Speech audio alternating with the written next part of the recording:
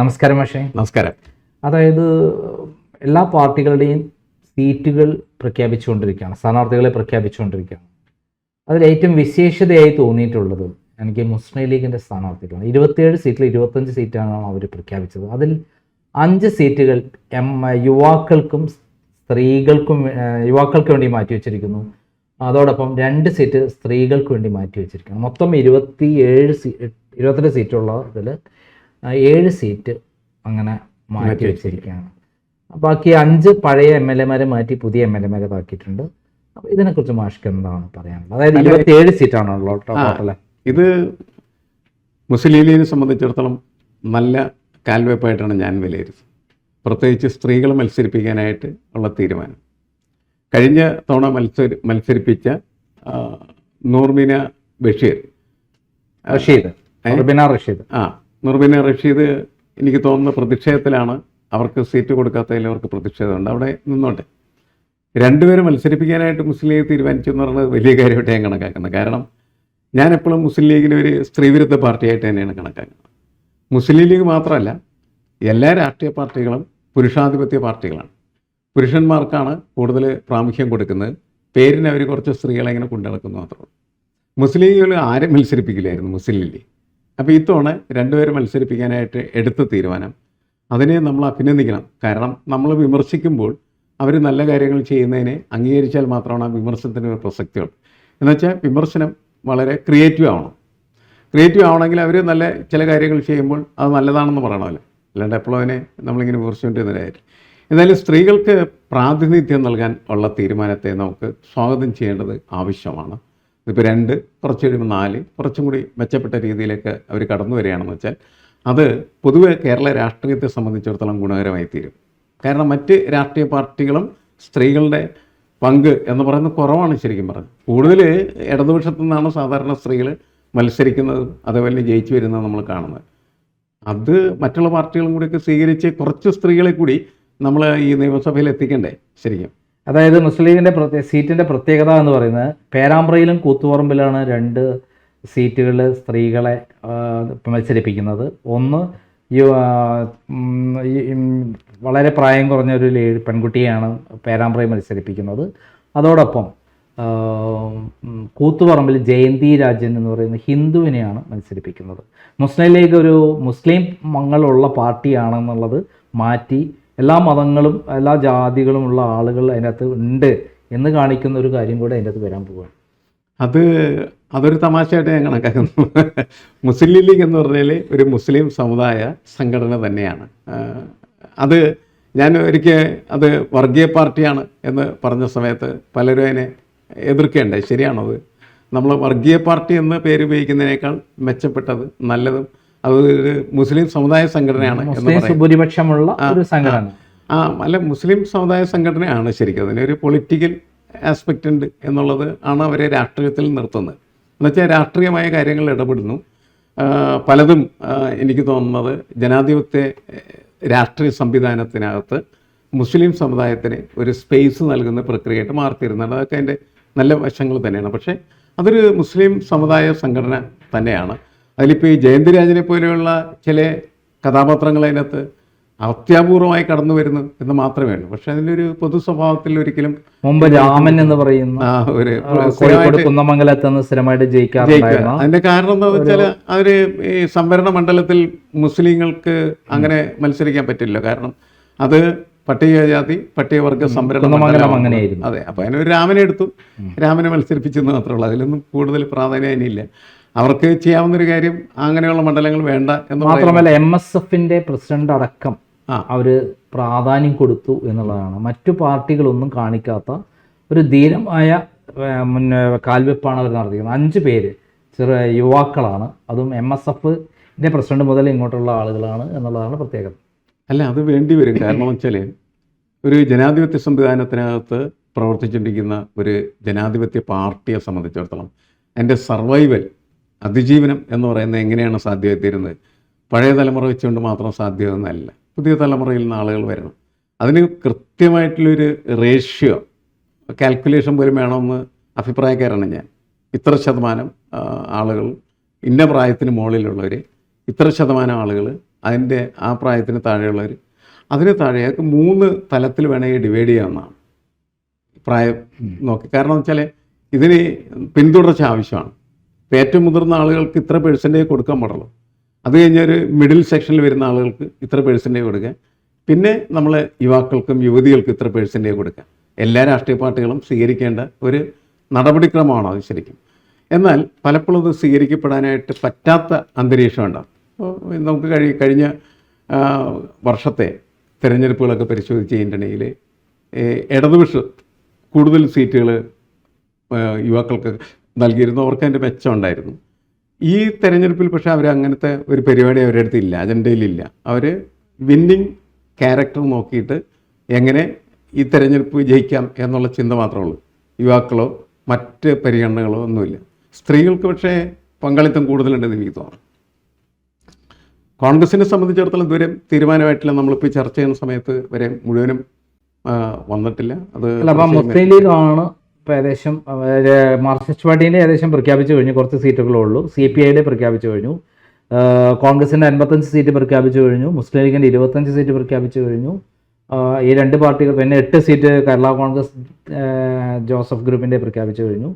പിന്നെ ഏറ്റവും പ്രധാനപ്പെട്ടതെന്ന് പറയുന്നത് മുസ്ലിം ലീഗിന് മറ്റുള്ള ഇതിൽ നിന്നൊക്കെ വ്യത്യാസമായി ഒരു എല്ലാ വിഭാഗം ആൾക്കാരെ ഉൾക്കൊള്ളിച്ചുകൊണ്ട് അങ്ങനെ ഒരു മുസ്ലിം ലീഗിൻ്റെ അടുത്ത് വരാത്തതാണ് സാധാരണ. അതെ, ഒരു മാതൃക കാണിച്ചുകൊണ്ടാണ് അവർ ഇത്തവണ അവർ ചെയ്തതെന്താണെന്ന് വെച്ച് കഴിഞ്ഞിട്ടുണ്ടെങ്കിൽ പൊതുവെ എല്ലായിടത്തും അവരുടെ ഇടയിൽ ചർച്ചകളൊക്കെ നടത്തി. ഓരോ പ്രദേശം ചർച്ച നടത്തി അവരിൽ നിന്ന് അഭിപ്രായങ്ങൾ സ്വീകരിച്ചു, പിന്നെ ക്രോഡീകരിച്ചു. എന്നിട്ട് മെച്ചപ്പെട്ട് എന്ന നിലയ്ക്ക് അവരൊരു ലിസ്റ്റ് കൊണ്ടുവരികയും ആ ലിസ്റ്റ് പ്രസൻറ്റ് ചെയ്യുകയാണ് ചെയ്യുന്നത്. അത് നല്ലത് തന്നെയാണ് ശരിക്കും പറഞ്ഞാൽ. കാരണം ജനാധിപത്യം എന്ന് പറയുന്നതിൽ ഈ ഒരു പാർട്ടിക്കകത്ത് പ്രവർത്തിക്കുന്ന മുഴുവൻ ആളുകളുടെയും അഭിപ്രായങ്ങൾ സ്വീകരിക്കലുണ്ടാവില്ലെങ്കിൽ പോലും സ്വീകരിക്കാനുള്ള ശ്രമം നടത്തുകയും അതിനെ പരിഗണിക്കുകയും ചെയ്യുന്നത് നല്ലതാണ്. ഇപ്പോൾ ഈ വർഷം അവർ അത്തരത്തിൽ ഒരു സംവിധാനം ചെയ്തു എന്നുള്ളത് അവർക്ക് കുറച്ചും കൂടി മുന്നോട്ട് പോകാനായിട്ടുള്ള വഴി തുറക്കും എന്ന് തന്നെയാണ് ഞാൻ കരുതുന്നത്. അതായത് പുതുതലമുറയ്ക്ക് പ്രാതിനിധ്യം കൊടുക്കുന്നവരുടെ അവരുടെ പ്രധാനപ്പെട്ട ശക്തി കേന്ദ്രത്തിലാണ് അവർ ഇത്തരം പുതുമുഖങ്ങൾക്ക് സ്ഥാനാർത്ഥിത്വം കൊടുത്തിരിക്കുന്നത്. അതായത് പുതിയ തലമുറയെ വാർത്തെടുത്തുകൊണ്ട് പാർട്ടിയെ അടുത്ത നിരയിലേക്ക് കൊണ്ടുപോകുക എന്നുള്ള ലക്ഷ്യം അവർ കൃത്യമായി പ്ലാൻ ചെയ്തിരിക്കുന്നു എന്നർത്ഥം. സാധാരണ മറ്റു പാർട്ടികളിൽ ഇല്ലാത്ത ഒരു രീതിയാണ് അവർ അവലംബിച്ചിരിക്കുന്നത്. അല്ല, മറ്റു പാർട്ടികൾ പല ഘട്ടങ്ങളിലും ഇപ്പോൾ കോൺഗ്രസ് ആയിക്കഴിഞ്ഞാലും കോൺഗ്രസിനൊക്കെ പുതുതലമുറ ഉണ്ട് ശരിക്കും പറഞ്ഞാൽ. CPMനാണ് ശരിക്കും പറഞ്ഞാൽ ഒരു സെക്കൻഡ് ലീഡർഷിപ്പ് എന്ന് പറയുന്നത് ഡെവലപ്പ് ചെയ്യുന്നതിൽ അവർ പരാജയപ്പെട്ടു പോയത് ശരിക്കും പറഞ്ഞു. പക്ഷേ നേരത്തെ അങ്ങനെ ആയിരുന്നില്ല. യുവാക്കൾക്കൊക്കെ വലിയ പ്രാമുഖ്യം കൊടുത്ത് അവരെന്ത് വരുന്നു, അവരെ കയറ്റിക്കൊണ്ടുവരായിരുന്നു. അങ്ങനെ കയറ്റിക്കൊണ്ടുവന്ന് യുവാക്കൾ ഇപ്പോൾ അങ്ങനെ തന്നെ അവിടെ ഇരിക്കുകയും അവർ വയസ്സന്മാരാകുകയും ചെയ്തു. അതാണ് ആ പാർട്ടികൾക്ക് സംഭവിച്ചൊരു പ്രശ്നം. അവർ വരുമ്പോൾ യുവാക്കളായിരുന്നു, പക്ഷേ അവരിപ്പോഴും യുവാക്കളായിട്ടിരിക്കുകയാണ്. എന്ന് വെച്ചാൽ അവർക്ക് നല്ല പ്രായമായിട്ടും അവരെ മാറ്റാൻ പറ്റാത്തൊരു സാഹചര്യത്തിലെത്തുകയാണ് ചെയ്യുന്നത്. അത് സർവൈവലിന് പ്രധാനപ്പെട്ട ആഘാതമുണ്ടാക്കുന്നൊരു കാര്യമാണ്. കോൺഗ്രസ്സിന് ഒരു പ്രത്യേക ഘട്ടങ്ങളിൽ ഉണ്ടായ ബഹളങ്ങളുടെയൊക്കെ അടിസ്ഥാനത്തിൽ പുതിയ തലമുറയ്ക്ക് അതിൻ്റെ അകത്ത് കടന്നു വരാനായിട്ട് അവസരങ്ങൾ കിട്ടുകയും അവർ കടന്നു വരികയും ചെയ്തു എന്നുള്ളതാണ്. ഇപ്പോൾ യഥാർത്ഥത്തിൽ CPMനകത്താണ് അങ്ങനെയുള്ള പുതുരക്തങ്ങൾക്ക് കൂടുതലായിട്ട് കടന്നു വരാൻ അവസരം ലഭിക്കാതെ പോയി. അതിൻ്റെ പ്രധാനപ്പെട്ട കാരണം എന്ന് വെച്ചാൽ ഇത്തവണത്തെ ഒരു സ്ട്രാറ്റജി എന്ന് പറയുന്നത് പുതിയ യുവാക്കളെ കൊണ്ടുവരലായിരുന്നില്ല.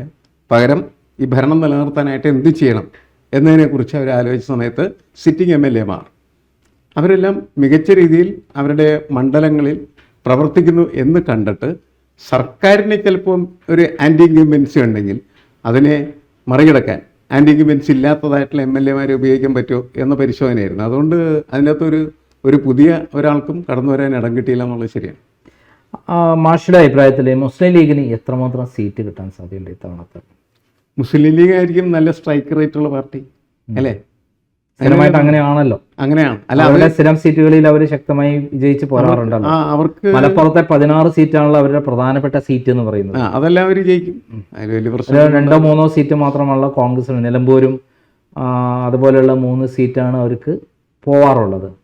പൊന്നാനിയും ഒക്കെയാണ്. പൊന്നാനി എന്തായാലും സാധാരണ മാർക്സിസ്റ്റ് പാർട്ടി ചെയ്യുന്ന സ്ഥലമാണ്. പക്ഷേ ഈ കഴിഞ്ഞ തദ്ദേശ സ്വയംഭരണ തെരഞ്ഞെടുപ്പിൽ 16 സ്ഥലത്തും വൻ ഭൂരിപക്ഷമാണ് തദ്ദേശ സ്വയംഭരണ തെരഞ്ഞെടുപ്പിൽ ഉണ്ടായിട്ടുള്ളത് എന്നുള്ളതാണ് നമ്മൾ ഏറ്റവും പ്രത്യേകമായി കാണേണ്ടത്. അല്ല, കോഴിക്കോടാണ് രണ്ടാമത്തെ അവർക്ക് ഏറ്റവും കൂടുതൽ സീറ്റുള്ള സ്ഥലം. കോഴിക്കോടും ഇത്തവണ തദ്ദേശ സ്വയംഭരണ തെരഞ്ഞെടുപ്പിലും ലോക്സഭാ തെരഞ്ഞെടുപ്പിലും വൻ ഭൂരിപക്ഷമാണ് ഉണ്ടായിട്ടുള്ളത്.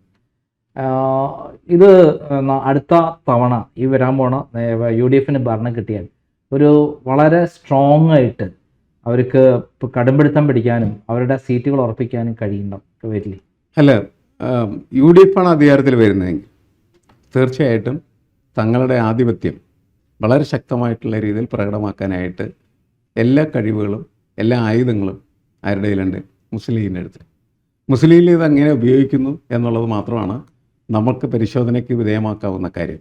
അവരത് ഈ പറയുന്ന അവരുടെ അധികാരം ശക്തമാക്കി മുന്നോട്ട് കൊണ്ടുപോകുന്നതിന് ഉപയോഗിക്കപ്പെട്ടാൽ കോൺഗ്രസ് ഭയങ്കരമായിട്ട് റെഡ്യൂസ് ചെയ്യപ്പെടാനുള്ള പോസിബിലിറ്റി. അത് രണ്ടുപേർക്കും ഗുണമല്ല. ഇത്തവണ കോൺഗ്രസിന് വേണ്ടത്ര സീറ്റ് കിട്ടാതെ വരികയും ഇവർ ബാലൻസ് അല്ല, വേണ്ടത്ര സീറ്റ് എന്ന് പറഞ്ഞാൽ ഇപ്പോൾ ഒരു ഭൂരിപക്ഷം കിട്ടും. 71 സീറ്റ് എന്ന് പറയുന്ന ഭൂരിപക്ഷം. അപ്പൊ ഇവരെ ഭൂരിപക്ഷം കൊണ്ട് നിലനിർത്തേണ്ട അതങ്ങനെ ആയിരിക്കും. അതിനപ്പുറത്ത് കോൺഗ്രസിന് ഒറ്റയ്ക്ക് ഭരിക്കാനുള്ള ഭൂരിപക്ഷം ഒന്നും കിട്ടുമെന്ന് നമ്മൾ കരുതേണ്ടതില്ല. കേരളത്തില് ഇതിനകത്ത് വേറൊരു കാര്യമുണ്ട്. KM ഷാജിയെ വേങ്ങരയെ കൊണ്ട് നിർത്തിയിരിക്കുന്നു എന്നുള്ളതാണ്. അഴീക്കോടൊക്കെ മത്സരിപ്പിച്ച് ഫൈറ്റ് ചെയ്തിട്ടുള്ള ഒരാളാണ് KM ഷാജിനെ വേങ്ങരയിൽ കൊടുത്ത് വലിയ പ്രാധാന്യം കൊടുക്കാൻ കാരണം ഈ KM ഷാജി വേങ്ങര എന്ന് പറഞ്ഞാൽ ഇപ്പോൾ മുസ്ലിം ലീഗ് സ്ഥിരമായിട്ട് ജയിക്കുന്ന മണ്ഡലങ്ങളിൽ KM ഷാജിയെ കൊണ്ടുവരുന്നു എന്നുള്ളതാണ് ഏറ്റവും പ്രധാനപ്പെട്ട കാര്യം. അദ്ദേഹത്തെ സുരക്ഷിതമായ മണ്ഡലത്തിൽ നിർത്തി ജയിപ്പിക്കുന്നു. അതെന്തുകൊണ്ടായിരിക്കാം? സാധാരണ അഴീക്കോട് അല്ലെങ്കിൽ കാസർഗോഡ് സീറ്റ് കൊടുക്കുന്നൊക്കെയാണ് നമ്മൾ കേട്ടിരുന്നത്. കാസർഗോഡ് അവിടെ പ്രാദേശികമായിട്ടുള്ള എതിർപ്പുണ്ടായിരുന്നു. കാസർഗോഡ് സീറ്റിൽ ഷാജിക്ക് താല്പര്യം ഉണ്ടായിരുന്നു. കുഞ്ഞാലിക്കുട്ടി മത്സരിച്ച് ജയിക്കുന്ന സ്ഥലത്താണ് അദ്ദേഹത്തിന് കൊടുത്തിരിക്കുന്നത്. അതെ, അയാളൊരു സുരക്ഷാ മണ്ഡലത്തിൽ നിർത്തുന്നു. ഇനിയിപ്പോൾ അവിടെ വർക്ക് ചെയ്തില്ലെങ്കിൽ പോലും ഷാജി ജയിക്കും. പക്ഷേ അഴീക്കോട് ഷാജിക്ക് പോകാനായിട്ട് ധൈര്യമില്ല എന്നുള്ളതാണ് പ്രശ്നം. കാരണം റിസ്ക് എടുത്ത് അവിടെ ചെന്ന് വീണ്ടും തോറ്റുപോയി കഴിഞ്ഞാൽ ഈ KM ഷാജിയുടെ രാഷ്ട്രീയ ഭാവിയെ നശിച്ചു. അതുകൊണ്ട് റിസ്ക് ഫാക്ടർ ഇല്ലാത്തൊരു മണ്ഡലം മുസ്ലിം ലീഗും അതേപോലെ തന്നെ KM ഷാജിയും ആലോചിച്ച് തീരുമാനിച്ച് അങ്ങനെയാണ് വേങ്ങരയിൽ എത്തുന്നതെന്ന് മനസ്സിലാക്കണം. കാരണം ഈ KM ഷാജി നിയമസഭയിൽ വന്നാൽ മുസ്ലിം ലീഗിൻ്റെ ഒരു തീ നാവാണ് KM ഷാജി എന്ന് പറയുന്നത്. അത് വേണം എന്ന് നേതൃത്വം തീരുമാനിച്ചിട്ടുണ്ട്. അതിൻ്റെ അടിസ്ഥാനത്തിലാണ് വേങ്ങരയിൽ വരുന്നത്. എന്തായാലും മുസ്ലിം ലീഗിൻ്റെ ഈ സ്ഥാനാർത്ഥി പട്ടിക തികച്ചും വ്യത്യസ്തമാണ്. മറ്റു പാർട്ടികൾക്ക് മാതൃകയാവുന്ന രൂപത്തിലാണ് അവർ ചെയ്തിരിക്കുന്നത് എന്ന് നമുക്ക് പറയാൻ പറ്റും. അതെ, ഞാൻ പറഞ്ഞല്ലോ, അത് പലതരം പഠനങ്ങളൊക്കെ നടത്തിയിട്ട് അവർ ഒട്ടും കുഴപ്പമില്ലാത്ത രീതിയിൽ ഒരു സാധനം അവതരിപ്പിക്കാനാണ് ശ്രമിച്ചെങ്കിൽ പോലും ഒരിടത്തൊരു പ്രശ്നം രണ്ടാത്താണി ഉണ്ടാക്കുന്നുണ്ട് മാത്രമല്ല. എങ്കിലും പൊതുവെ അവരെ സംബന്ധിച്ചിടത്തോളം തൃപ്തികരമായ രീതിയിൽ അവർക്ക് സ്ഥാനാർത്ഥി നിർണ്ണയം നടത്താനും മുന്നോട്ട് പോകാനായിട്ട് കഴിഞ്ഞു. അതിൽ ഏറ്റവും പ്രധാനപ്പെട്ടത് 2 സ്ത്രീകളെ മത്സരിപ്പിക്കാനായിട്ട് അവർ തീരുമാനിച്ചു എന്നുള്ളതാണ്. സ്ത്രീകൾ കടന്നു വരട്ടെ എന്നുള്ളതാണ് പ്രധാനപ്പെട്ടത്. അതോടൊപ്പം 2 സീറ്റുകൾ ചേലക്കരയും അതേപോലെ പുനലൂരുമാണ് അവർ പ്രഖ്യാപിക്കാനുള്ളത്. ചിലപ്പോൾ പുനലൂർ ഒരു സ്ത്രീ വരാം. കാരണം നേരത്തെ CPM-ൽ നിന്ന് പുറത്തുപോയ ഒരാളവിടെ കാത്തു നിൽക്കുന്നുണ്ട്. ഞാൻ പ്രതീക്ഷിക്കുന്നത് ചിലപ്പോൾ അവരെ സ്ഥാനാർത്ഥിയാക്കും. അങ്ങനെയാണെന്ന് വെച്ച് കഴിഞ്ഞിട്ടുണ്ടെങ്കിൽ നേരത്തെ നന്ദകുമാർ പറഞ്ഞ അന്യമതസ്ഥയായിട്ടുള്ള ഒരു സ്ത്രീ കൂടി ഈ ലിസ്റ്റിലേക്ക് വരുമ്പോൾ അവർക്ക് കുറേ കൂടി ഞങ്ങളിങ്ങനെ മുസ്ലിം സമുദായത്തിൽ ഒതുങ്ങി നിൽക്കുന്നതല്ല എന്ന് കാണിക്കാനായിട്ട് കഴിയും. അതിന് പുനലൂർ ഒരു പ്രധാനപ്പെട്ട നാഴികക്കല്ലാണെന്നാണ് എനിക്ക് തോന്നുന്നത്. Okay, thank you.